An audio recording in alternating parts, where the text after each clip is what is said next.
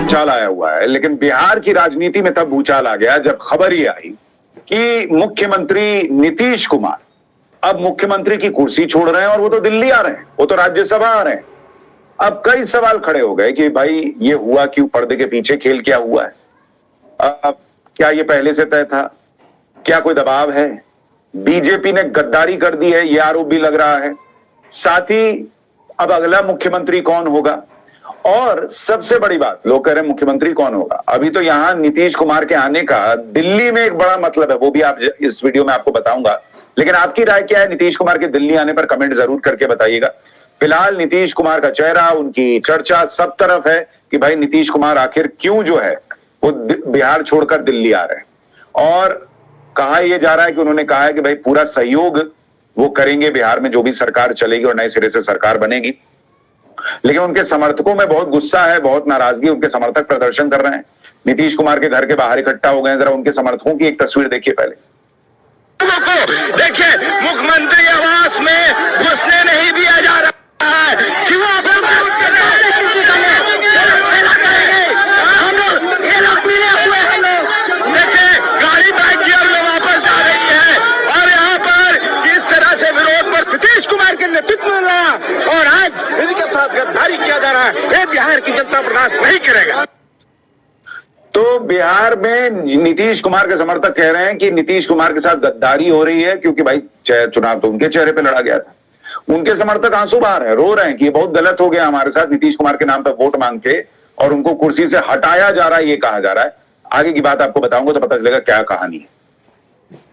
जो कल से न्यूज चलाया जा रहा है, तो क्या करें हम लोग, जो लाठी खा करके, लात खा करके लालू यादव के हम लोग नीतीश कुमार को बनाए हैं।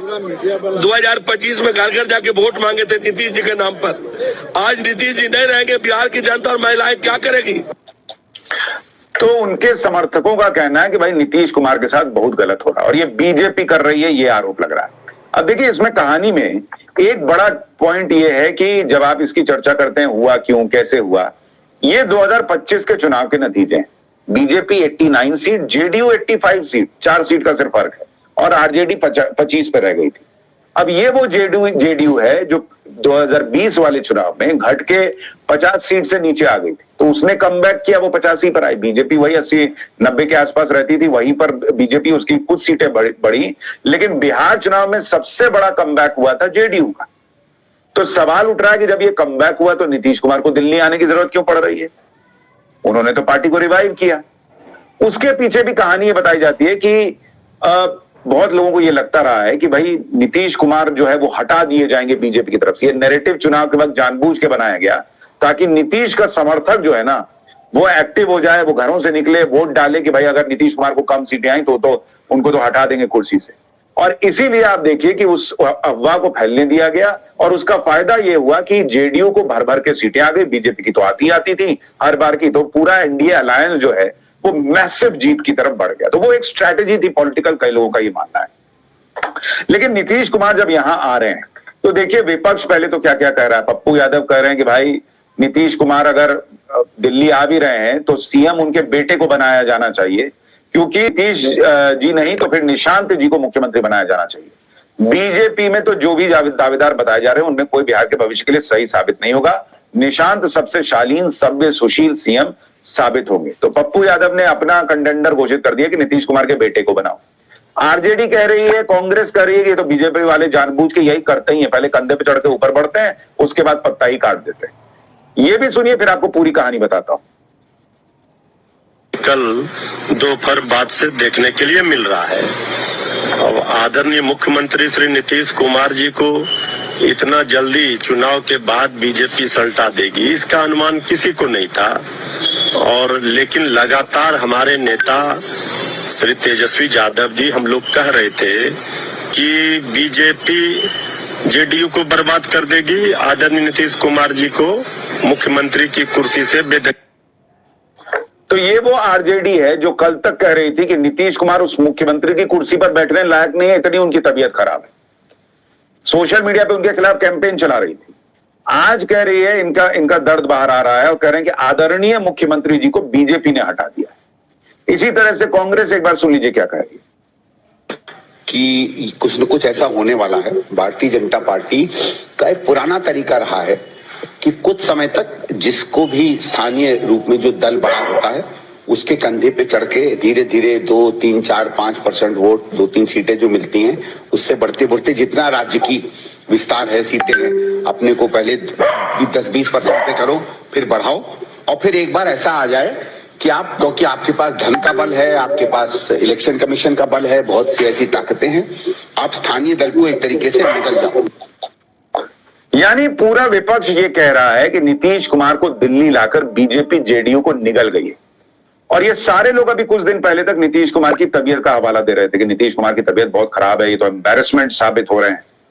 सोशल मीडिया पर जो है वो पुराने कार्टून वगैरह शेयर किए जा रहे हैं जिसमें नीतीश कुमार को राजनीति का चाणक्य तो दिखाया गया है, लेकिन पीछे गिरगिट दिखाई गई है या दिखाया गया है, यानी गिरगिट की तरह रंग बदल लेते हैं, ये लोग बता रहे हैं। इस तरह के मीम बनाए जा रहे हैं कि नीतीश राज्यसभा के हैं, नीतीश बिहार के हैं, जब इलेक्शन के वक्त कहा जा रहा था उसको चेंज करके राज्यसभा का कर दिया गया है। तो इस तरह की तमाम बातें इस वक्त चल रही हैं।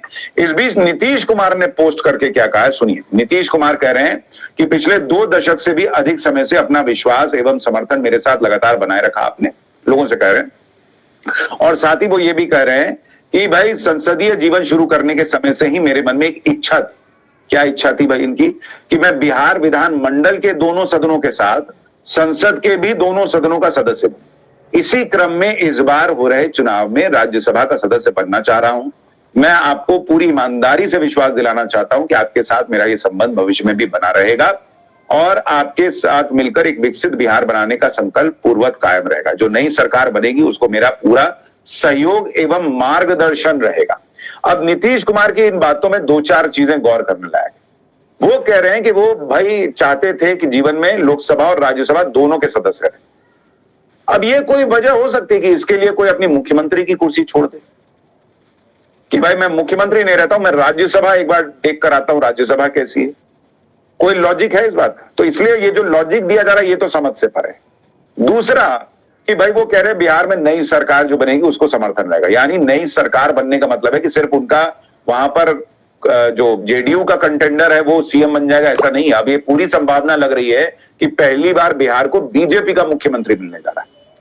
तो ये पूरा घटनाक्रम ये बताता है कि ये रातों रात हुआ फैसला तो नहीं हो सकता। नीतीश कुमार और बीजेपी की अब कहिए अंदर ही अंदर ये सेटिंग रही होगी कि भाई इलेक्शन पूरा लड़ लिया जाए और उसके बाद नीतीश कुमार को जो है वो शिफ्ट किया जाए, क्योंकि इलेक्शन के पहले ये होता तो कांड हो जाता, बड़ा नुकसान होता एनडीए को। इसलिए पहले वो पूरा किया गया और उसके बाद आप देखिए कि ये चीज हुई है। क्योंकि जब आप सुनेंगे जेडीयू के नेताओं को, विजय चौधरी को, वो कल रात तक कह रहे थे कि अभी फैसला होना है।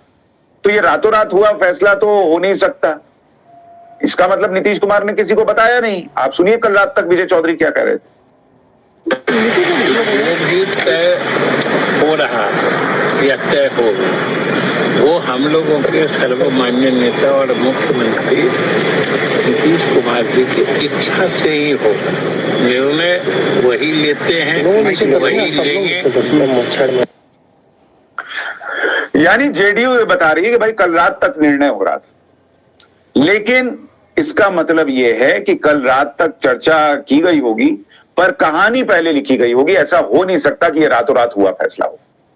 दूसरी बात, कई लोगों को भी यह लगता भी है कि नीतीश कुमार अपने लिए भी एक एम्बैरेसमेंट साबित हो रहे थे जिस तरह की उनकी तबीयत होती जा रही थी। जिस तरह से कभी हिजाब खींच देने का विवाद, कभी किसी को माला पहना देने का हिसाब, कभी कुछ चल रहा था।